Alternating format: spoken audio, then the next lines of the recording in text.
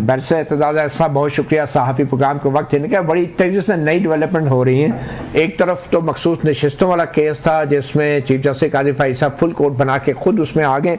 अब दूसरी तरफ जो बैलेंस ऑफ पावर तब्दील कर सकता था केस, वो था इलेक्शन ट्राइब्यूनल का, क्योंकि उसमें भी सैकड़ों पटिशनें हैं पीटीआई की।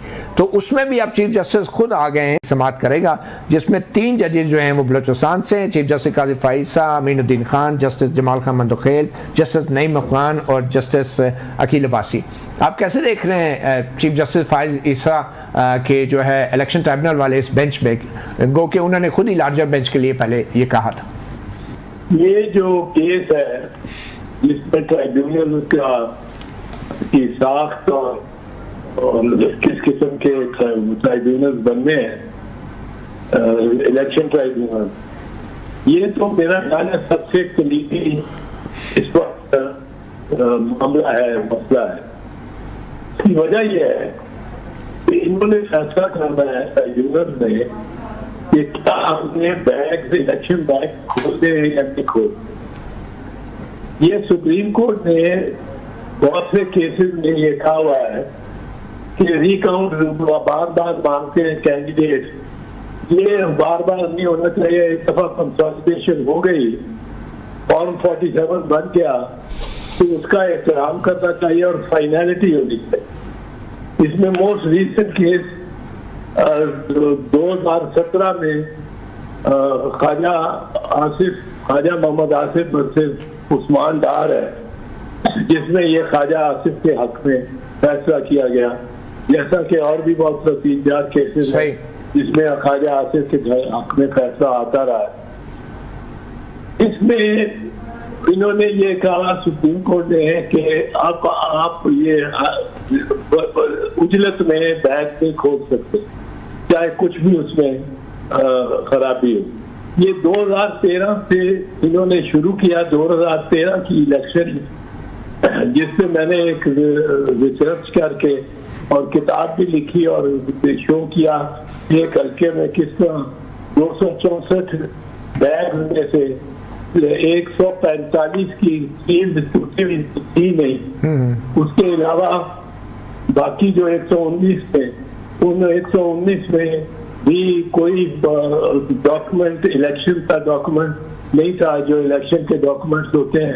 मिसाल के तौर पे वो जो बैरिस्टर साहब कतकलामी माफ बैरिस्टर साहब, सवाल यही पैदा हो रहा है कि इलेक्शन ट्राइब्यूनल वाला जो आईनी सवाल है सुप्रीम कोर्ट के सामने इस वक्त, वो यही है कि क्या जो नया कानून आया है उसके तहत रिटायर्ड जजों को ट्राइब्यूनल का सरबराह लगाया जा सकता है या नहीं, और क्या जो पुराने वाले जजेस हैं, जो हाई कोर्ट के जजेस हैं, उनसे मुकदमात लिए जा सकते हैं, मुंतकिल किए जा सकते हैं इलेक्शन कमीशन की तरफ से। तो ये कितना अहम है, बैलेंस ऑफ पावर को क्या ये इफेक्ट करेगा पार्लियामेंट में? देखो मतीउल्लाह, मेरा मानना ये है कि हर मुस्लिम लीग नवाज का हर वो MNA जो पंजाब से मुंतखब हुआ है, उसके सहन में, उसके आंगन में एक लाश दफन है, और वो उस लाश को छुपाने के लिए, मख्फी रखने के लिए, बैंस में ना लाने के लिए हर वो कोशिश कर रहा है। और वो यह भी ये चाहता है कि 1 साल के बाद जब इन लाशों को सबको दफन करने और जाया करने और डिस्ट्रॉय करने का कम वक्त मिल जाएगा इलेक्शन कमीशन को, तो उस वक्त ये लाशें गायब कर दी जाएगी। तो लाशें क्या है? फॉर्म 45। बदकिस्मती से इनके वो फॉर्म 45 की बहुत सारे नमूने हैं। असली इलेक्शन कमीशन ने अपनी वेबसाइट पे डाल दिए कुछ महीने पहले हुए, 4 घंटे के लिए डाले, तो यकदम उन्होंने विड्रॉ किया, क्योंकि उन्होंने देखा कि मियां नवाज शरीफ के फॉर्म में, शहबाज शरीफ के फॉर्म में, फॉर्म 45 में, मरियम के फॉर्म 45 में बहुत ज्यादा काट बांट के, और मतलब है 613 कर दिया हुआ है, 5 जा है उसको। तो बुनियादी तौर पे आप ये कह रहे हैं कि इतने ज्यादा तजादात की वजह से इलेक्शन ट्राइब्यूनल का रोल बड़ा अहम हो चुका है। एक छोटी सी ब्रेक लेंगे साहब, और इसके बाद आपके पास ही आते हैं एक वक्फे के बाद।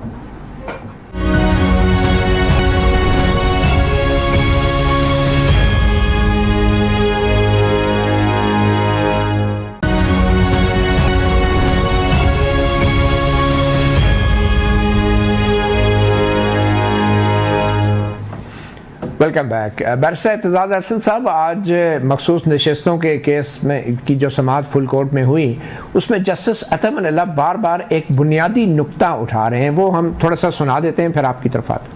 There has been a grave constitutional violation by excluding a political party on the basis of misinterpretation of the provisions and a judgment of this court. So now, indirectly, this apex court would be validating a grave constitutional violation and thus invoking the doctrine of necessity again. Now, this is not an ordinary 185 litigation. It relates to the rights of the people, particularly those who by now is very clear have been disenfranchised by an unconstitutional interpretation by a constitutional body, and you want this court to validate it. तो barrister Aitzaz साहब, जैसे अतम अल्लाह बार बार कह रहे हैं कि ये कोई आम मुकदमा नहीं है, इसमें आइन की संगीन खिलाफ वर्जी हुई है, एक सियासी जमात को इलेक्शन कमीशन की तरफ से सियासी अमल से बाहर निकाला गया है और ये एक संगीन खिलाफ वर्जी है। और सुप्रीम कोर्ट का जो फैसला था बल्ले के निशान वाला, उसकी गलत तशरीह करते हुए PTI को उसकी बतौर सियासी जमात शनाख्त से भी महरूम किया गया। आप कैसे देख रहे हैं कि क्या अब सुप्रीम कोर्ट ने ये तय करना है कि ये मखसूस नशिस्तें सियासी जमातों को जाएंगी आज़ाद, या ये तय करना है कि PTI ने बतौर सियासी जमात हिस्सा लिया है या नहीं? ये दोनों बातें उन्होंने उनके हाथे में है और उन्होंने इसकी कॉग्निजेंस लिया हुआ है। पर मैं जरा सी बात आपसे याद कर दूं, मैं ये चाहता हूं कि फॉर्म 45 वाला जो है, ये 3 इलेक्शंस में यही हुआ है, क्योंकि बैग्स खोलने की इजाजत नहीं दी ट्राइब्यूनल ने किसी को भी, और वो ये बैग्स में से सारे फॉर्म 45, उस वक्त फॉर्म 14 होती थी 2013 में, और ये सारे गायब कर दिए जाते रहे। और आपको याद होगा कि मियां नवाज शरीफ ने 2013 में जब सारे वोट कास्ट हो चुके थे, सब वोटर्स घरों को सारे पाकिस्तान में जा चुके थे, 7 बजे ही आप आए अपनी बैल्कनी पे और आपने ये फरमाया, सुन लो, मुझे 2/3 मेजॉरिटी सिंपल नहीं चाहिए, मुझे 2/3 मेजॉरिटी चाहिए। अब वो उस वक्त कौन 2/3 मेजॉरिटी दे सकता था? सिर्फ कोई ऐसा ही शख्स या इदारा जो कि बैग में से निकाल सकता था और फॉर्म 47 पर ही सारा फैसला नतीजा दे सकता था। ठीक, अभी मखसूस नशिस्तों के हवाले से सर आ जाएं, अगर मखसूस नशिस्तों के हवाले से सुप्रीम कोर्ट से आप क्या तवक्को कर रहे हैं, क्या फैसला आ सकता है? मैं बिल्कुल मखसूस नशिस्तों पे रहूंगा, पर एक प्रोग्राम आप मेरे साथ फॉर्म 45 पे भी जरूर। बिल्कुल सही, वो करेंगे हम सर। अच्छा, ठीक है, तो मखसूस नशिस्तों पे आ जाएं। मखसूस नशिस्तों पे तो ये है कि नहीं, ये तो बड़ी क्लियर बात है। मैं आपको मोटी सी बात बताऊं, 1 2 3 4 5 करके देखें। नंबर 1, पॉलिटिकल पार्टीज का जो मैंडेट है वो आर्टिकल 17 के तहत है। आर्टिकल 17 कहता है हर शहरी जो गवर्नमेंट सर्विस में नहीं है वो जिस पार्टी में चाहे शामिल हो सकता है। ये हक उसको इजाजत देता है कि 175 रजिस्टर्ड पार्टीज में से किसी में शामिल हो जाए वो।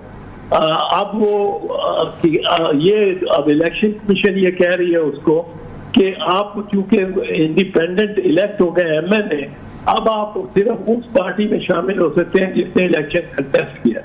मैं कहता हूं, मैं उनमें से किसी पार्टी को पसंद ही नहीं करता